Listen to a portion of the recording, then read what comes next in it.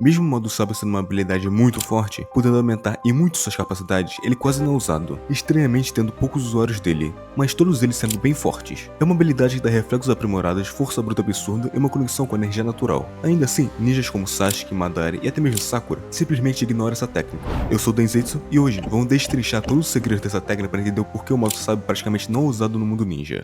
Para responder essa pergunta, primeiro temos que saber as limitações que alguém enfrentaria ao tentar aprender essa técnica. E pode ter certeza que temos até que bastante. Primeiro, o controle de chakra, que é indispensável, e junto a ele, a capacidade de sentir e também controlar a energia natural. Então, para atingir o modo sábio, é necessário que você seja um ninja talentoso e tenha muitos anos de treinamento. No Monte Myoboku, quando Naruto vai treinar lá, você pode ver que tem várias estátuas de sapos gigantes que foram transformados em pedra. Então Naruto descobre que eles são na verdade as pessoas que tentaram aprender o modo sábio. E, como podemos ver, falharam. A energia natural tomou conta de seus corpos. Em um outro momento, dessa vez onde costumamos ver o processo de como isso acontece, quando o caminho preta absorve a energia natural de Naruto, se tornando assim uma pedra. É bem fácil perceber que o modo sábio não é algo simples ou até mesmo seguro de se aprender. Isso já vai impedir muitas pessoas de ao menos pensarem em aprender. Outra irritante limitação é que a pessoa deve ter um contrato de invocação de algum monstro animal, e essas invocações devem saber usar o modo sábio e então ensinar o usuário. Pelo menos é assim que é mostrado. Naruto e Jiraiya aprenderam com seus sapos, Kabuto aprendeu com as cobras. Apesar disso, não há nada te impedindo de tentar controlar a energia natural ao seu redor e absorvê-la, já que ele está literalmente em todo lugar. Talvez esse tenha sido o caso do Hashirama. A gente nunca viu ele usando uma invocação, e nem tem nada indicando que ele tenha um contrato com algum animal sábio. Mas será que ele realmente precisava? O modo sábio dele sempre foi uma grande incógnita, e se você reparar, as marcas que aparecem no rosto dele são completamente diferentes das do Naruto, Jiraiya e até mesmo Kabuto. Isso pode ser um indício de que o processo dele foi algo único. Então, talvez o do Hashirama não seja de um animal, mas até onde sabemos, você meio que tem que passar pelo contrato e aprender com o seu animal como fazer isso. Os sapos facilitaram o processo com aquele óleo especial que atrai energia natural mais facilmente, mas, em teoria, não é obrigatório aprender com o animal para entrar no modo sábio. Todos os usuários que vimos seguiram esse caminho, seja com os sapos do Monte Myoboku ou as cobras da caverna Ryushi. Mas e se, em vez de aprender com o animal, o próprio Hashirama tivesse desenvolvido uma forma de fusão direta com a natureza? A liberação de madeira é a única Kegenkai que cria vida de verdade, não só manipula elementos. Ele não move terra e água como um usuário normal de Doton e Suiton. Ele literalmente faz árvores nascerem do nada. Isso significa que ele já tem um laço único com a energia natural, diferente de qualquer outro ninja. Talvez o segredo do modo sábio dele seja exatamente esse. Ele não precisou de um intermediário porque já tinha uma afinidade com a força vital do mundo. Ele absorvia energia natural e, em troca, usava essa energia para criar ainda mais vida. Outro detalhe importante, a liberação de madeira pode absorver chakra. Isso ajudou Hashirama a derrotar e capturar 8 dos 9 bijus. Só não pegou o Shukaku porque já estava selado em Sunagakure. Ou seja, não era só criar árvores gigantes ou se regenerar, mas também drenar a energia dos outros. Se a gente juntar tudo isso, dá para entender porque ninguém nunca conseguiu replicar o modo sábio do Hashirama. Mas vamos apenas dizer que você precisa de um animal para te ensinar a usar a energia natural, o que isso dificultaria para muitos ninjas em Naruto, já que a maior parte deles não tem contrato de invocação. E mesmo que você conseguisse ter um animal para te ensinar, nada confirma que você irá conseguir dominar o modo sábio, e não se transformar uma estátua de pedra porque você tem um péssimo controle de chakra. Essas são as razões mais óbvias do porquê o modo sábio ser difícil de aprender e até mesmo de dominar para o ninja médio no universo de Naruto. Mas e os de primeira categoria, como Sakura, graças ao seu controle de chakra, e até mesmo Madara, que é mestre em tudo que existe nesse universo. E já falando do Madara, já vimos Madara suportando e controlando a energia natural, e ele até mesmo disse que era extremamente fácil de se controlar. Isso foi logo após ter absorvido a energia do Hashirama. É como se ele nem mesmo fosse afetado por isso. Então, por que Madara não conseguiu ou nunca quis aprender o modo sábio, já que ele sabia muito bem quão forte ele era por já ter lutado contra Hashirama? Talvez você possa dizer que era porque ele não tinha um animal de invocação, mas mesmo assim ele conseguiu absorver e controlar uma energia quase que desconhecida para o corpo dele, e ainda assim dizer que foi fácil. Sasuke também poderia aprender o modo sábio, não apenas por causa do seu controle de chakra, mas também por ter o contrato com as cobras e ter Orochimaru do seu lado. Mesmo que o Orochimaru não seja o melhor exemplo de um usuário de modo sábio, já que ele não consegue usar. Voltando ao Sasuke, se ele tem um controle de chakra melhor que Naruto, e Naruto aprendeu a controlar a energia natural, Sasuke muito provavelmente também conseguiria. E não existe desculpa de que Sasuke não poderia nem mesmo tentar, já que ele não só tinha contrato de invocação com as cobras, mas também tinha com um gavião, que até hoje eu não sei de onde ele conseguiu.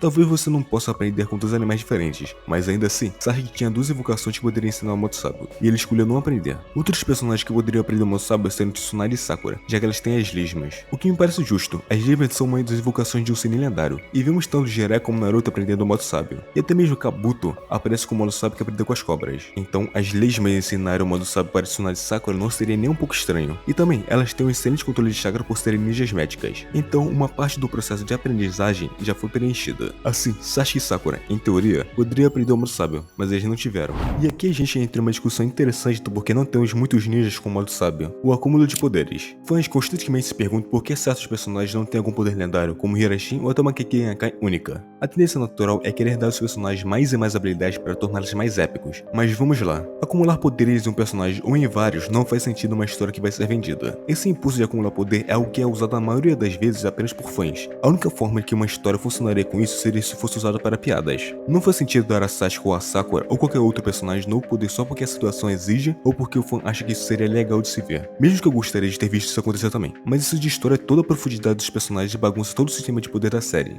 Quando você começa a empilhar habilidades como se fosse bônus no jogo, os personagens perdem sua individualidade, e o que realmente os torna interessantes vai por água abaixo. Por exemplo, se cada personagem tivesse um modo sábio, ele se tornaria irrelevante. O modo sábio não pode ser o poder padrão para todos, porque ele acaba perdendo sua importância. Isso bagunça a lógica do universo. Porque, convenhamos, se o modo sábio estivesse disponível para qualquer um, ele não teria a mesma implicação que tem em Naruto. A habilidade de reunir energia natural está diretamente ligada às reservas do personagem. Isso significa que não importa o quão habilidoso alguém seja, se a energia é necessária, o poder não se manifesta com a mesma força.